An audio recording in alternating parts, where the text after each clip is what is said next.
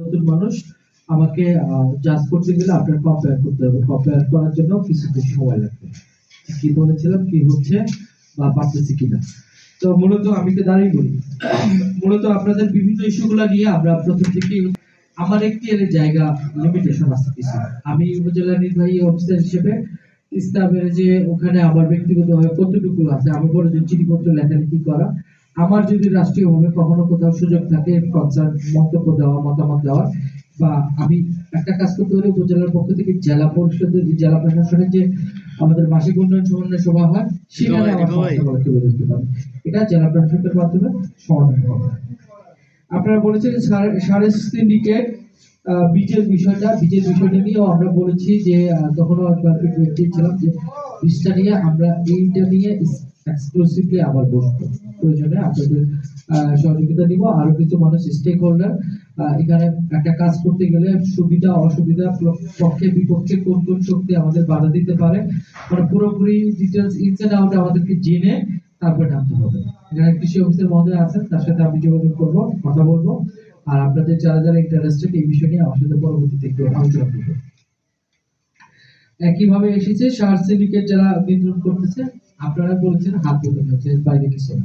তো এখন আমি হাত বদল বা ইয়ে বলতে চাই না, সিন্ডিকেট এখানে দলমত নির্বিশেষে অপরাধীকে কোনো দল কিন্তু যখন অপরাধ ধরা পড়ে তখন কিন্তু সে স্বীকৃতি দেয় না, ধরা না পড়ে পর্যন্ত অপরাধী। অপরাধী যদি হয় সেটা কোনো দলের ব্যক্তি বিশেষের না, অপরাধী হয় ব্যক্তি, কোনো দল না।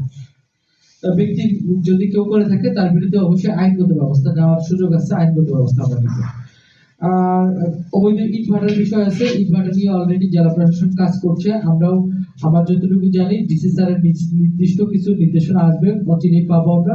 সেই নির্দেশনার বাইরে আমরা যদি তাৎক্ষণিক কোনো সিদ্ধান্ত থাকে, আবার পরিবেশ অধিদপ্তর, আমাদের ইট ভাটা অভিযান করতে গেলে আমার পরিবেশ অধিদপ্তরের অফিসার লাগে, প্রসিকিউটর লাগে, এটা আপনারা জানেন। আমাদের এখানে আমরা যেহেতু উপজেলা, জেলা হলে, জেলা সদর হলে আমি অনেক প্রসিকিউটর পেতাম সবসময়, কিন্তু এখন যেহেতু প্রসিকিউটর পাওয়া মানে একটা বিষয় আছে, সবকিছু মিলে আমি পরিবেশ অধিদপ্তরে কথা বলবো মাসিক উন্নয়ন সমন্বয় সভায়। সেখান থেকে হচ্ছে আমরা যতটুকু পারি আপনাদের আপনারাও জানবেন, আমরা অভিযান পরিচালনা করলে অবশ্যই অভিযান হবে। রাস্তার দুই ধারে অবৈধ হাট বাজার, কাঁচা বাজার, আবার বলেছিলেন মুক্তিযোদ্ধা বাজারের ইস্যু, এটা খাস কালেকশন হচ্ছিল। এবার আমরা আবার নতুন করে যারা দিচ্ছি এই বাজারটি নিশ্চয়ই আবার আমাদের ইয়েতে আসবে। আর রাস্তার পাশাপাশি কিছু দূর পর পরে একটা করে সাইনবোর্ড দেওয়া আছে সড়ক বিভাগের পক্ষ থেকে যে 10 মিটারের মধ্যে কোনো স্থাপনা করা যাবে না। এটা আমার ধারণা, যেখানে বাজার হয়েছে কোথাও মানে নেই, 1 মিটার 2 মিটারের মধ্যেই তারা স্থাপনা করেছে।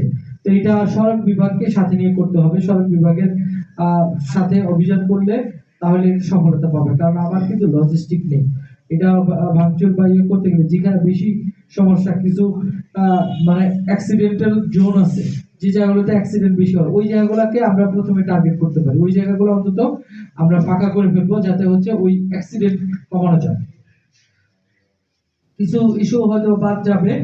আর ফ্লাশ ফ্লাড হয়, মানে একদিনের বন্যা হয় হাতীবান্ধা তিস্তা, এটা রাষ্ট্রীয় বড় বিষয়, রাষ্ট্র হয়তো বা নিশ্চয়ই এটা নিয়ে ভাবতেছে। হাতীবান্ধাতে আপনাদের তিস্তা নিয়ে মহাপরিকল্পনা একটা প্রণয়ন হচ্ছে। তিস্তা মহাপরিকল্পনা প্রণয়ন এবং বাস্তবায়ন হলে নিশ্চয়ই এটা সমাধান হবে। এটা রাতারাতি সমাধান করা বা আমার একটা পক্ষে সম্ভব না, এটা নিশ্চয়ই সরকারের সুদৃষ্টি রয়েছে। মাদকের ভয়াবহতার একটা বিষয় বলেছেন, মাদকের ভয়াবহতা সীমান্তবর্তী এলাকাগুলোতে সব জায়গায় থাকে। তো আমরা যে একটা সময় পার করছি, সেই সময় হচ্ছে আমাদের সীমান্ত গুলো এমন হচ্ছে একটু উত্তাল। তো আমাদের সীমান্তে অ্যালার্ট, আমাদের বিজিবি আছে, বিজিবির সাথে আমরা মাসিক আইন শৃঙ্খলা সবার কথা বলেছি। বিজিবি এবং পুলিশকে আমরা সতর্ক করেছি। আমরা হচ্ছে প্রয়োজনে আরো অভিযান করব। তবে একটু সীমাবদ্ধতা হচ্ছে, এখন শীতকাল যাচ্ছে, প্রচন্ড কুয়াশা থাকে, রাতে অভিযানগুলো আমাদের জন্য রিস্কি হয়ে যাচ্ছে। কারণ হচ্ছে প্রত্যেকেই বুঝেন আমাদের সেই পরিমাণ লজিস্টিক নেই, আমাদের সেই পরিমাণ সক্ষমতাও নেই। সক্ষমতার একটা বিষয় আছে, আবার রাতের বেলা কুয়াশার কারণে অনেক সময় দেখা যায় যে আমরা আসামি ধরতে গেলেও বা ওইরকম ফলপ্রসূ হয় না, অভিযানগুলো ব্যর্থ হয়। একটু কুয়াশাটা কমে আসুক, অভিযান আমরা জোরদার করবো। কোচিং সেন্টার বলেছেন, কোচিং সেন্টারের ইস্যু, যদি কোচিং সেন্টারে আসলে পরীক্ষার সময়, বিশেষ পরীক্ষার সময় কোচিং সেন্টার বন্ধ রাখার সরকারি নির্দেশনা থাকে, সেই নির্দেশনা বাস্তবায়নের জন্য আমরা ব্যবস্থা নেব। পাশাপাশি কোচিং সেন্টার যেন কোনোভাবেই স্কুল টাইমে কোনো কোচিং সেন্টার খোলা না থাকে, এই ব্যবস্থা নেবে, যাতে স্কুল ফাঁকি দিয়ে কেউ কোনো শিক্ষক কোচিং করাতে না যেতে পারে, শিক্ষার্থী না আসতে পারে। আরেকটা বিষয় খুবই গুরুত্বপূর্ণ আমার কাছে মনে হচ্ছে, এটা আমার জানা ছিল না, এই ইস্যুটা এখানে আলোচনায় এসেছে। শিক্ষকরা নাকি প্রক্সি দিচ্ছে, যে শিক্ষক সেখানে পাচ্ছে, যে শিক্ষা প্রতিষ্ঠানে থাকার কথা সেখানে যাচ্ছে না, অন্যজনকে দিয়ে ক্লাস করাচ্ছে। এই ধরনের কোনো ইস্যু থাকলে আমি জিরো টলারেন্সে যাব। এই ধরনের কোনো কিছু পেলেই সাথে সাথে হচ্ছে আমরা ডিপার্টমেন্টাল প্রসিডিং এর জন্য আমরা অধিদপ্তর এবং হচ্ছে ইয়ের মাধ্যমে লিখবো, যাতে এই ধরনের শিক্ষক আমাদের প্রয়োজন নেই। শিক্ষকতা অনেকটাই হচ্ছে শিক্ষকতার জন্য যতটুকু সম্মান এবং হচ্ছে অর্থ দেওয়ার কথা সেটা হয়তো রাষ্ট্র পারতেছে না, কিন্তু শিক্ষকতা অর্থের সাথে বিবেচনা করলে হবে। শিক্ষকতা একটা মহান পেশা। এই পেশাটা অনেক সময় আগের অনেক শিক্ষক ছিল 1 টাকা 2 টাকা বেতনে মাসে পড়াইছেন, কিংবা অনেকে বিনামূল্যে পড়াইছেন। বিভিন্ন রকমের খাবার, বাসি পচা খাবার দেওয়া হচ্ছে। আমরা রেগুলার অভিযান মোবাইল কোডের মাধ্যমে, আমার নিজস্ব কিছু প্রভাব আছে, প্রতি মাসে মোবাইল কোড করা লাগে।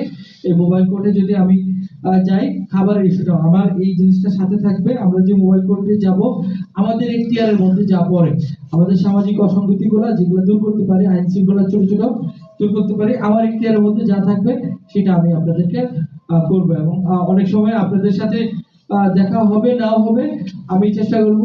অভিযানে আমাদের নরমালি হচ্ছে মিডিয়া সরাসরি লাইভ করা নিষেধ আছে, কিন্তু আমার একটা অভিযানে আপনি যদি তাৎক্ষণিক থেকে যান সেটা হলে আলাদা বিষয়, কিন্তু আমরা আপনাদেরকে ওই অভিযানের সময় সরাসরি নিয়ে বলবো যে ভাই আমি একটা অভিযান, কারণ ফাটাকেষ্ট হওয়ার মতো, ফাটাকেষ্ট 1 দিন 2 দিন বা 3 দিনের জন্য মন্ত্রী হয়েছিল। আমরা 1 দিন 2 দিন 3 দিনের না, আমরা আজীবনের রাষ্ট্রকে সেবা দিতে হবে। আমি আজকে একটা ফাটাকেষ্টগিরি করলাম, কালকে আমাকে এই চেয়ার থেকে ছিটকে বললাম, কিন্তু আমার একটা চলে গেল। তো স্লো এন্ড স্টেডি, আমাকে একটু স্লো আগাইতে দেন, তো স্টেডি ভাবে মানে স্ট্রং ভাবে আগাবো ইনশাআল্লাহ।